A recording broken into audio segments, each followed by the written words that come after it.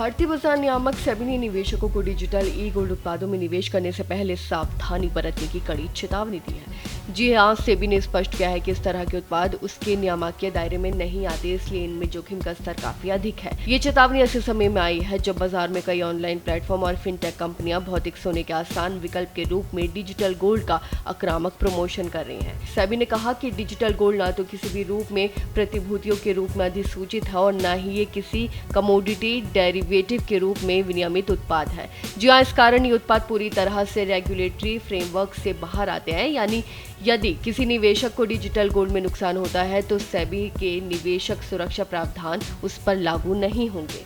वहीं नियामक संस्था ने कहा कि निवेशकों को ऐसे उत्पादों के प्रचार या विज्ञापनों में दिखाए गए ऊंचे रिटर्न या आसान निवेश विकल्पों से प्रभावित होकर पैसे नहीं लगाने चाहिए। सेबी ने दोहराया कि रेगुलेटेड सिक्योरिटी के लिए लागू सुरक्षा नियम डिजिटल गोल्ड योजनाओं पर लागू नहीं होते। इसका मतलब यह है कि ऐसे निवेश में पारदर्शिता, निगरानी और सुरक्षा का कोई सुनिश्चित तंत्र मौजूद नहीं है।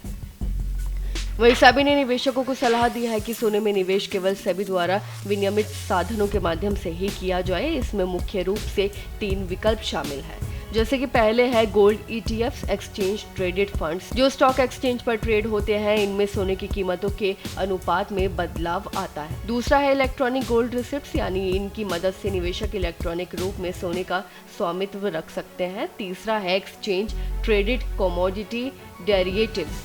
जी हाँ, ये भी सेबी के नियमों के तहत संचालित होते हैं और इनमें पारदर्शिता और सुरक्षा का स्तर उच्च होता है। वहीं सेबी ने भी कहा कि निवेशकों को निवेश हमेशा पंजीकृत बिचौलियों के माध्यम से ही करना चाहिए। बिना पंजीकृत व्यक्तियों या प्लेटफॉर्म्स के जरिए लेन देन करने पर धोखाधड़ी या घाटे का जोखिम काफी बढ़ जाता है।